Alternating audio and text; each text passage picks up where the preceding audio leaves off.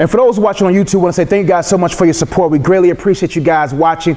Do me a big favor. Feel free to go to the description box below and navigate through some of those links. There's links for you to give, get involved, get me out to your city. I'd love to come out and share my gift, Lord will. And also, feel free to comment below. I would love to engage with you guys, letting me know what you think about some of the questions and answers they're sharing today. If you're listening on Google Play, Apple Podcasts, or SoundCloud, I want to say thank you guys so much for listening.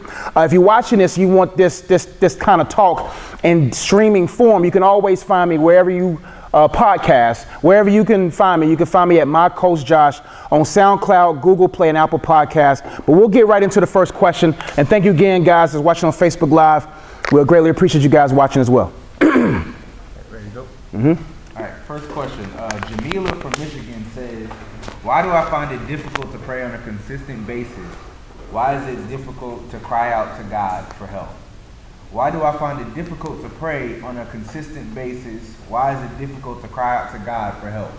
I think people forget that prayer is a form of warfare. I think oftentimes, anytime you find yourself in a relationship that's going in a progressive way, a relationship that is thriving, especially with God, you're going to always feel resistance.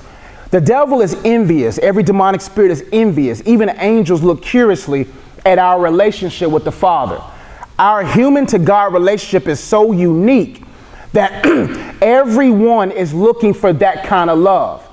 So when a person is actually with a humble heart, a sincere heart, asking God for help, the enemy that is attached to that individual, the enemy that has been assigned to them, is going to war against that relationship, because they know a humble, desperate heart that cries out to God is never refused.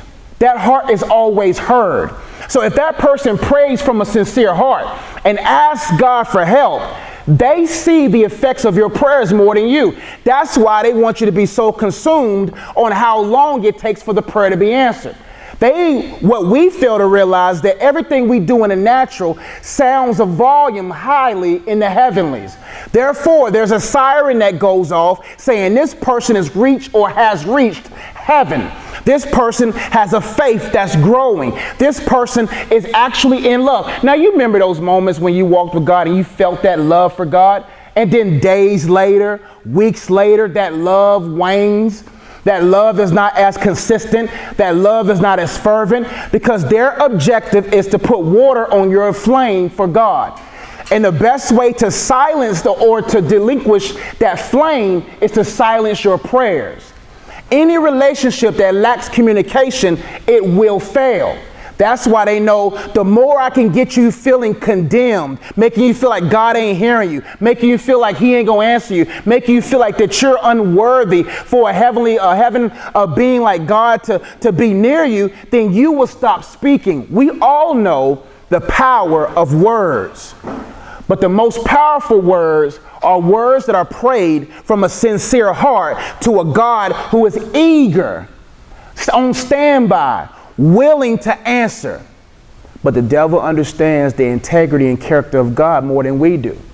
He understands that God ain't gonna move when you cry. God ain't gonna always move. God knows that there are certain seasons that are sufficient for a work to be done. So what we do is, well, I thought I was supposed to get an answer. We got that Amazon type of mentality, that 2-day. Can I get it overnight? Can I get this prayer? And God's like, you know what? You're not even mature enough to handle what you're praying for. Sometimes in our prayers is for us to hear what we've been praying and to audit those prayers and ask ourselves, I'm not even mature enough to handle this. So instead of praying to God for an answer, we got to pray for God to answer our heart's question, our heart's need. So for that person that's talking, you're always going to have warfare coming against you when you have had a history of connecting to heaven. Listen, you know that feeling when you've prayed and heaven has heard you?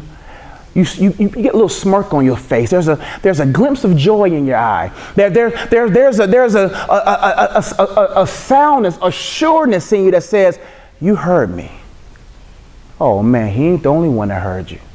Every demonic being that's assigned to the destruction of your life heard or has heard or hears the prayers you pray. Therefore, you got to be able to say, I'm going to give my prayer time to develop.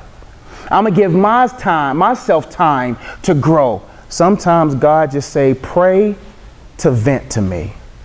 Our prayers don't always have to be us asking for something. It can just be us emptying ourselves of stuff that's been heavy to us. Read that question again. I want to make sure I answered all the layers to it. Why do I find it difficult to pray on a consistent basis? And then why is it difficult to cry out to God for help? Okay, consistency is key in anything. If you want to be successful in business, entrepreneurship, fashion, if you want to be successful at anything, consistency is key. The enemy's ultimate objective is to make sure that we're not consistent in the spiritual things. Therefore, many people fail. We all heard the story of Daniel. Daniel prayed, and in 21 days his answer came.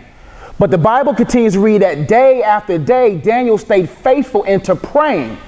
And the angel said, when the angel met with, Daniel, he said, y'all was like, man, David too? No, it was Daniel, just Daniel.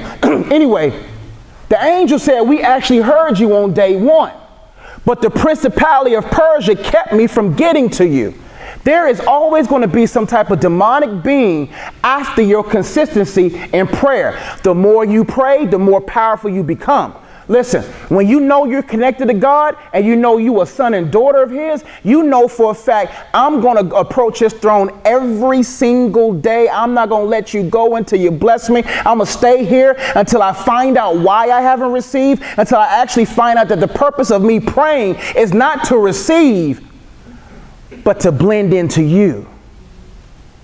Man, when we understand that prayer is an opportunity for us to bask in God's presence, it's so sad that we give God 5 minutes, but his presence is the most comfortable, sincere, and sound place known to man. And if we say, you know what, God, I don't really got nothing to say. I just want your presence. And you're going to always find discomfort in any area of spiritual growth.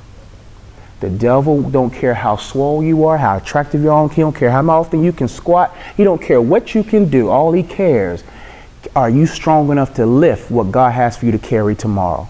And in order to be able to carry something tomorrow, you got to press into prayer today. If you don't pray at all, you're probably not weak. And you're not probably strong enough. You got to say, you know what, God? Prayer ain't always about asking. Sometimes prayer is just talking. Do you give God an opportunity to talk back? Is our prayers more monologues than dialogues? Are we actually having the opportunity to say, God, you know, we approach him at a table and we just throw up on him and regurgitate all of our heart and then we leave. And God's like, listen, are you even going to wait to hear what I have to say? We got to focus on our spiritual disciplines and pray when we find it the hardest to pray. The moment you feel resistance in praying, that means your prayers previously worked. So what they're doing is, how can I stop you from praying? Because you talking too much. Any person who was ever assassinated talked too much. They said the truth in the wrong audience. And so your demons is like, you talking too much truth. You're too connected to God. I have to assassinate your tongue to keep you from speaking this powerful message. And you're like, little old me got such power? Yes, little old you have such power. That's why we got to say, you know what? Greater is he that's in me. Listen, you always have a 30-second window to defeat Satan. You only got 30 seconds. In that 30 seconds, you better make a decision. You know what? Listen, if you're tired, leave your bed, go outside in the cold and walk around your car and say, you know, I'm going to freeze until I get this non-praying feeling off of me. Do what you got to do to break that silence. Because when you break that, listen, every time I break that, blessings come. Wisdom comes, book ideas comes, who to pray for comes. Listen, if you break past that 30 seconds, you'll be surprised how many minutes you'll pray beyond that. And you'll find yourself in a river and and God wants you addicted to that. He wants you to be connected to that feeling because he knows when prayer becomes a delight, you'll be disciplined in praying. But if you never taste and see how good prayer is and his presence is, you will never stay there. Next question.